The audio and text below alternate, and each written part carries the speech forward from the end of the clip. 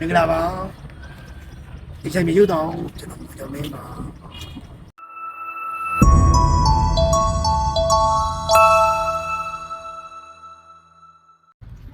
ကျွန်တော်ဒီနေ့မိတ်ဆက်ပေးချင်တာကတော့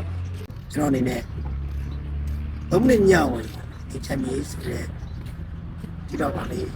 ထားပါတယ်ဒီကောက်လေးမှာတော့ဒီချိန်မျိုးနဲ့ပတ်သက်တဲ့ကျောင်းရနေတော့ကျွန်တော်ဥပဒေတင်တော့မှဖြစ်တယ်ဒီချမ်းမြေကိုကျောင်းရဆုံးနေပဲဆုံးကောင်းကျင်တာဝဲကျင်တာဘေးကျင်တာအញ្ញင်တာလို့ပဲဒါဒီတိုင်းမျိုးဆွေးနွေးကျင်တာကအစတိုင်းမျိုးဆွေးနွေးလို့ရပါတယ်ဒီချမ်းမြေကိုခြေခံလေးကအစဆောင်းရန်ရှောင်းရန်တို့ကိုလည်းညှိပြသွားမှာပါဒါကြောင့်ဒီချမ်းမြေကိုကောင်းကျင်တာဝဲကျင်တာမေးကျင်တာညံ့ကျင်တာတို့ပဲတိုင်မင်ဆွေးနွေးကျင်တာကအစ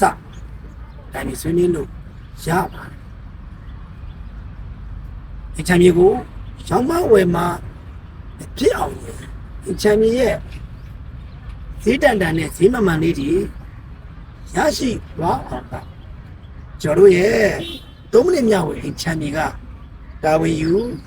တာဝန်ခံညဝေရခြင်းဖြစ်ပါတယ်ကျေးဇူးပါကျွန်တော်တို့ရဲ့ဒုက္ခနဲ့ညဝေချမ်းမြေဖြစ်တော့ကောင်းလေးကိုတိုင်းအောင်ပေါ်လုံးလေးတွေပြကြဖို့လည်းအပ်ပါတယ်နောက်များမှာလည်းကျွန်တော်အနေနဲ့ဒီချမ်းမြေရဲ့အကြောင်းအရာတို့ကိုစင်ဆိုင်ညဝေပြသမှာဖြစ်တဲ့အတွက်ကျွန်တော်ရဲ့3မိနစ်ညဝေချမ်းမြေ TikTokကောင်းလေးကိုလိုက်အောင်ဖော်လို့လေးတွေလုပ်ပေးကြဖို့